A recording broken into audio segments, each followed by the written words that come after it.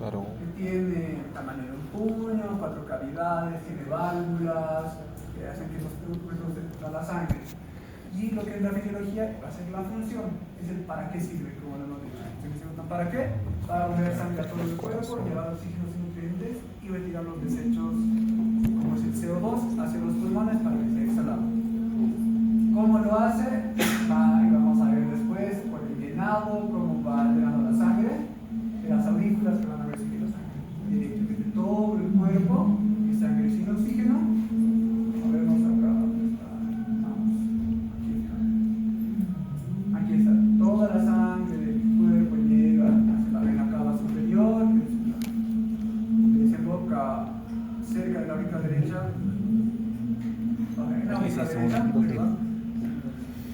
Toda la vena cava superior y la ácidos, que va de parte de lo que es parte de la cabeza, va a llegar todo lo que es la sangre hacia la aurícula derecha. Esta aurícula derecha va a permitir que pase sangre mediante válvulas, como vamos a ver, al ventrículo derecho. Este ventrículo va a mandar la sangre a lo que son los pulmones para que haya un intercambio gaseoso y tengamos sangre oxigenada. Esta sangre oxigenada va a volver a lo que es la aurícula izquierda. Posterior que venga la aurícula izquierda, va a pasar otra vez por las válvulas al ventrículo izquierdo de mayor tamaño, a lo que va a pasar a lo que es la aorta para distribuirse a todo el cuerpo. ¿Ya? ¿Alguien que quiera responder esta pregunta? ¿Por qué el ventrículo izquierdo es más grande que el derecho? Levanten la mano. O sea, ¿Por qué el ventrículo? ¿Por qué el ventrículo izquierdo es más grande que el derecho?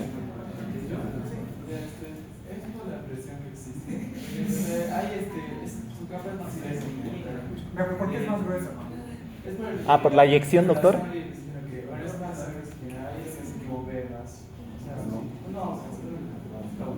Está relacionado con la circulación sistémica en general de todo el cuerpo. Por ende, está conectado con venas libre, necesita mucho más fuerza para poder liberar toda la sangre y que pueda llegar a los músculos. Eso. ¿Qué dijiste? Eso. Pues en total. Los niveles de organización tenemos 6 niveles. El primero, que es el nivel químico, donde van a estar las moléculas de pequeño tamaño que van a pasar por la membrana. Luego tenemos la parte a nivel celular, como digamos en el ejemplo de células del sistema digestivo, células parietales, líticas. Este paso es el nivel de los tejidos, que son conjunto de lo que serían células para formar, o sea, ciertas capas para formar una estructura. Luego tenemos al órgano, que es un conjunto de tejidos, un sistema que está compuesto de un sistema digestivo por todo lo que es tejido delgado, grueso, parte de lo que es el estómago, el hígado, y por último tenemos al ser humano como un organismo a nivel completo.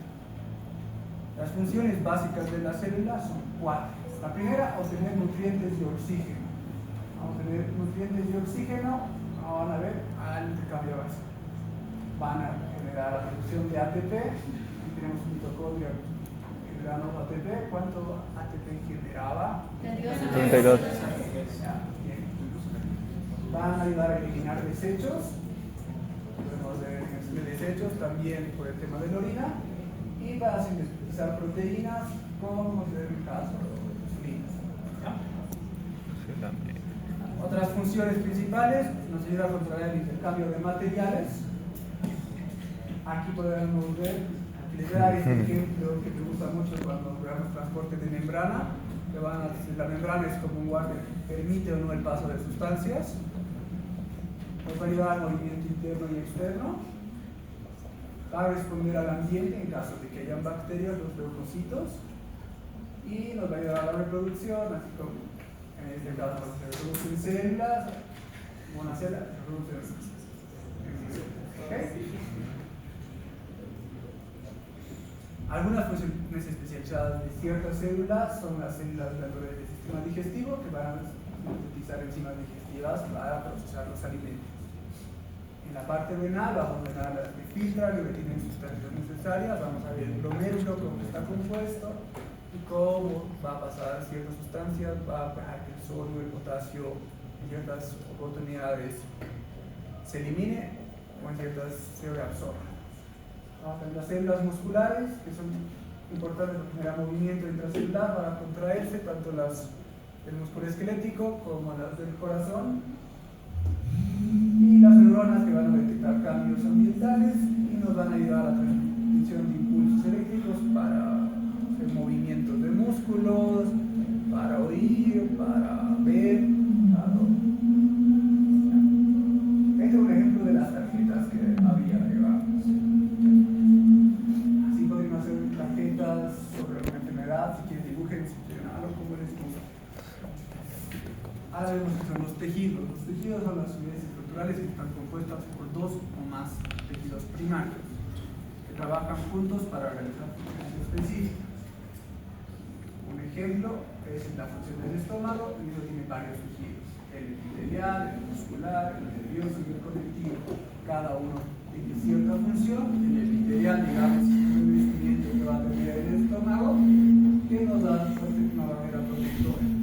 Vamos a tener también el epitelial, lo que son algunas glándulas exógenas que van a secretar los jugos digestivos y algunas endócrinas que van a liberar hormonas como la gasolina. Luego, digamos, tenemos el músculo liso, que nos va a hacer el músculo liso, va a mezclar los alimentos con los jugos gástricos para realizar el movimiento. Luego tenemos toda lo que es la parte nerviosa, que va a regular las contracciones musculares, la secreción glandular según las hormonas. Y el tejido conectivo, como podemos ver acá, es el tejido conectivo que une y va a proteger a los demás tejidos de la pared gástrica. En el muscular, empezamos las especialidades basadas en la contracción muscular.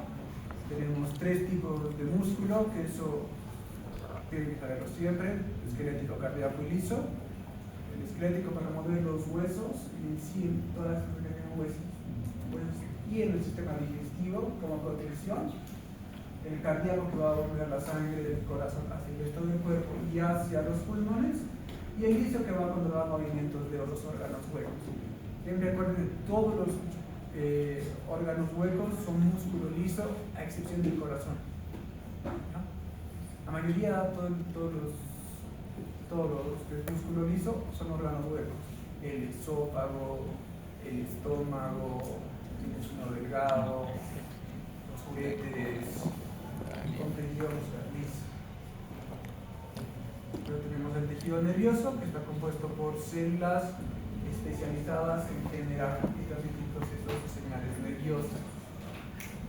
Las células principales del tejido nervioso van a ser tres. Primero, las neuronas, que están encargadas del impulso eléctrico.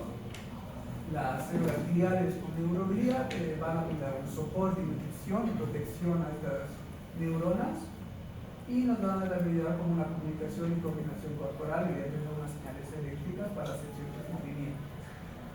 Por ejemplo, tenemos su neurona, los núcleos son, están las dendritas que nos van a permitir contacto con otras neuronas, y es de la neuroglía, que nos va a ser un lugar de soporte para todas estas neuronas. El tejido epitelial, que está formado por células estrechamente unidas, que son barreras selectivas o estructuras secretoras. Podemos tener láminas epiteliales, como sus células que cubren superficies, como en la piel, en los algunos tejidos como el intestino delgado, grueso. Luego vamos a ver también como tejido epitelial a las glándulas, que son estructuras que derivan del epitelio, pero tienen una especialización. Por ejemplo, las sudoríparas para el sudor, algunas como en el páncreas, que vamos a tener para la producción de hormonas. Vamos a tener en la mama, digamos, las galactóforas para producir leche. Funciones son estas cuatro, todas las epiteliales: protección, como una barrera física; absorción en el intestino; como secreción, como la saliva, hormonas o los sudoríparos que hemos visto; y un transporte selectivo que va a permitir que los riñones puedan eliminar ciertas sustancias o detener algunas.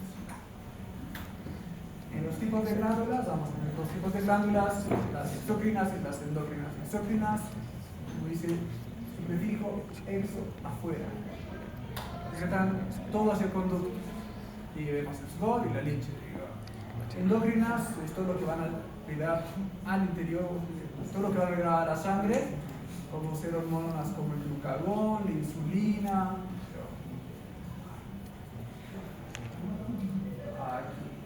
Creo que ahora. Mira, tejidos.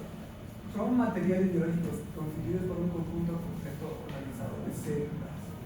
Va a tener la función de soporte estructural de huesos y cartílagos, en unión de tendones con el hueso, protección del tejido adiposo que va a amortiguar a los órganos, que la función del tejido adiposo debería ser, y como transporte que va a ayudar para que la sangre llegue oxígeno y nutrientes. Aquí están los tipos principales, de nuevo, como ejemplo, ya se los he hablado, pero aquí tenemos uno principal. El conectivo, bajo la piel. El denso, tejido denso, que es tendones, y el adiposo para almacén de energía, el óseo como soporte rígido del cuerpo, y el sanguíneo como transporte del plasma y de algunas células. Tenemos los órganos, que son dos o más tipos de tejidos que realizan funciones coordinadas. Es decir, por ejemplo, que la función del tejido nervioso y el muscular nos permite el movimiento de los brazos, por ejemplo. Digamos, el tejido epitelial es una barrera química en el sistema digestivo, nos va a ayudar a producir células exócrinas que van a generar protozomas, endócrinas para la gastrina, y aquí está un ejemplo de cómo el estómago tiene las 4 funciones.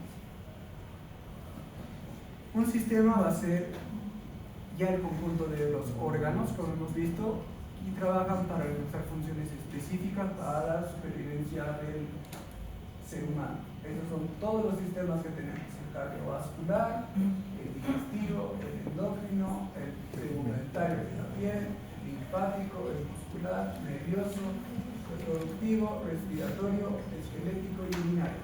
Estos son todos los temas que llevan en fisiología. ¿Ya? Vamos a dar tema por tema. El cardiovascular creo que va a ser el siguiente después del transporte. Ahora sí, vamos a ver lo que es líquidos corporales y comunicación. Dentro del cuerpo tenemos que todos los líquidos se dividen en dos: el líquido extracelular. El extracelular siempre es el plasma, que es la sangre, y el líquido intersticial, que es el espacio que está entre las células y que en sí la está bañando por debajo. El líquido intracelular es solo lo que está dentro de la célula. Después, ¿para qué nos sirve saber esto que es intracelular y extracelular? Porque nos permite pasar nutrientes, oxígeno o algunas moléculas como iones hacia el cuerpo. Digamos, aquí los nutrientes como el oxígeno nos pasan al plasma, luego van al líquido intersticial, y del intersticial recién más de las células. Igual los desechos, todo lo que se deseche de las células, el líquido intracelular pasa al líquido intersticial y luego va hacia la sangre y luego va hacia los órganos secretorios. Aquí vamos a decir un ejemplo, como es el mismo ejemplo, y vamos a ver todas las funciones que tiene: la difusión, la tractosis, filtración, la ósmosis, simple, facilitada, activa y transporte de masa. ¿Qué es la homeostasis? Es el equilibrio dinámico. Es el mantenimiento de todas las condiciones estables en el líquido extracelular, no en el intracelular, en el extracelular. Como la temperatura, el pH, los nutrientes que va a tener el cuerpo. Como mecanismo clave vamos a tener, más que todo, vamos a estar con su alimentación negativa. Un ejemplo: si baja la temperatura, ustedes haciendo frío a las 7 de la mañana, si están viniendo a clases 7 de la mañana, están en cólera, baja la temperatura y ustedes van a empezar a temblar. ¿Por qué van a empezar a temblar? Para generar calor. Sí. Esa es la forma de todo. Otro ejemplo, digamos, si sube el azúcar en su sangre porque han comido muchos dulces, por ejemplo, se va a activar lo que es la insulina, que va a reducirlo a valores normales. Y vamos a ver a posiciones a largo plazo, por ejemplo, ejercicio regular que va a hacer que el corazón. Amigo, una pregunta, ¿alguien sabe? O dos personas respondan a mí. Dos personas levanten la mano para la pregunta antes de que se las dé. O sea, levanta una mano. Levanta la mano y le doy la pregunta a los dos que levanten la mano. A los dos. ¿Tú que no me estás pregunta a alguien más que no haya hecho la pregunta hoy? Ya, los dos. Si ustedes son una persona deportista que hace ejercicio todos los días, ¿su frecuencia cardíaca es más baja o más alta? Más baja. Los dos respondan. ¿Alta? ¿Por qué?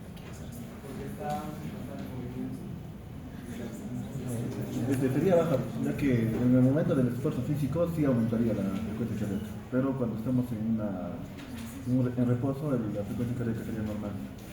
¿Normal? Sí. Pero ¿Alguien más? Es más baja, doctor. ¿Por qué es más baja? Porque a nosotros hacer ejercicios, como usted dijo, al día, va a haber un gasto cardíaco en la cual se va a tranquilizar el corazón y va a ser más bajo ¿cómo se llama? Mucho floro. Sí, es más bajo, estima el sistema simpático. Ah, Todas ya. las personas que eran deportistas, el 90% de las personas frecuencia. deportistas tienen la frecuencia baja. Menor a No van 60. a creer que tiene radicardia. Es normal que tengan radicardia los deportistas. Normalmente es 50 y para ellos es normal. Son corazones más grandes porque están acostumbrados. Como vemos aquí, es una adaptación a largo plazo. Un ejercicio regular se puede hacer ejercicio cardíaco. Aquí está el ejemplo de la homeostasis. Si hace calor, se activa el estímulo a nivel cerebral, Pero solamente sube la que vi, temperatura, por eso le va. va a su cerebro y hace que se active el sistema efector, generando su reacción. En el otro caso, se hace frío, el cuerpo genera, ve lo que es la temperatura más baja y lo va a disminuir, haciendo que se destiemble para su temperatura. Esa es la parte neuronal, vamos a ver. Por el sistema límbico. Ahora vemos otros dos mecanismos que no son comunes, pero también ocurren en el cuerpo, que es la retroalimentación positiva, que es la menos común de todas, que va a ser amplifica el cambio inicial hasta completar el proceso.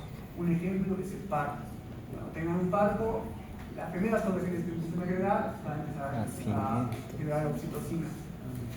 Si fuera un mecanismo normal, se genera oxitocina y se acaba. Pero ustedes van a generar oxitocina y van a mantener contracciones uterinas las mujeres durante por lo menos unas 4 o 5 horas de contracciones. Cada minuto su cuerpo vuelve a mandar contracciones hasta que ustedes puedan hacer que el proceso del parto. Más contracciones, más oxitocina, hasta que llegue el nacimiento y se acaba este mecanismo de retroalimentación positiva. Y el feed forward, que es un mecanismo de anticipación, que es cuando el cuerpo actúa antes del cambio real. Un ejemplo es el ejemplo de la insulina antes de las comidas. Cuando ustedes, por ejemplo, vean dulces o les muestren comida dulce, sepan que ustedes van a comer o al momento del almuerzo, ustedes cuando ya están pensando en la comida, su cuerpo está anticipando que van a comer y va a generar insulina para que ustedes puedan tener el proceso de comer, digerir y que no haya un pico alto de glucosa en el cuerpo. Y si no, Bueno, cuando ustedes tengan hambre, al instante no es de que solo tienen hambre y se acabó. Van a tener hambre y su cuerpo va a empezar ya a generar cambios, preparándose. le dan la insulina y por ende, cuando tienen mucha hambre y han estado horas sin comer, no van a sentir cansados. Porque toda esa glucosa la insulina le está causando. Como comparación de mecanismos, aquí están los ejemplos que les he dado. Los sistemas corporales se suponen en la sala. Ellos son cada sistema y una función mínima que tienen. El circulatorio transporta el oxígeno, los nutrientes y desechos. Los transporta el oxígeno al resto del cuerpo, los nutrientes también a todas las células y genera los desechos como el dióxido de carbono y la orina o la orina. El digestivo absorbe nutrientes y elimina residuos, así como la orina y las heces. El respiratorio solo va a hacer intercambio de dióxido de carbono Y algo importante que regule el pH. Eso lo van a ver posteriormente para ver lo que es cuando hay acidosis o alcalosis. El sistema renal y el sistema pulmonar son los principales que regulan el pH. El urinario, ajuste de agua y electrolitos según la necesidad, y eliminación de toxinas como fármacos. El nervioso detecta cambios en respuestas rápidas que tengan que hacer. Es como si en este momento suena la alarma de incendio, ustedes se pánico a ese sistema nervioso. Todo lo que está pendiente a las cosas que van a pasar. Luego tenemos el sistema endocrino que regula el crecimiento, más todos los niños, la tasa de crecimiento y el metabolismo como va a ser las hormonas. Algunos factores claves que regulan la homeostasis y que nos ayudan a mantener este equilibrio son los nutrientes para dirigir las funciones celulares, el dióxido de carbono, desechos que son la acumulación, el pH, las alteraciones y daños nerviosos en enzimas, el agua y electrolitos, que es importante por ahora que van a llevar, el control del volumen celular y las funciones críticas, como los latidos cardíacos, el volumen y la presión sanguínea para distribuir apropiadamente. Van a ver que en patologías como insuficiencia cardíaca no hay una buena distribución y se puede hacer agrandando y uno puede mandar la sangre cada vez es más grande o más deficiente. Y la temperatura para un óptimo funcionamiento de las enzimas. Esas son las funciones o factores claves que hacen la homeostasis. Fallas en la homeostasis, más que todo en aplicaciones clínicas como la diabetes, en el caso de la insulina, la hipertensión, cuando esta presión arterial no se pueda controlar a la larga con la angiotensina, y la muerte. Si el equilibrio es extremo, como una falla renal, por ejemplo, van a ir progresando a tener las enfermedades. Eso es todo.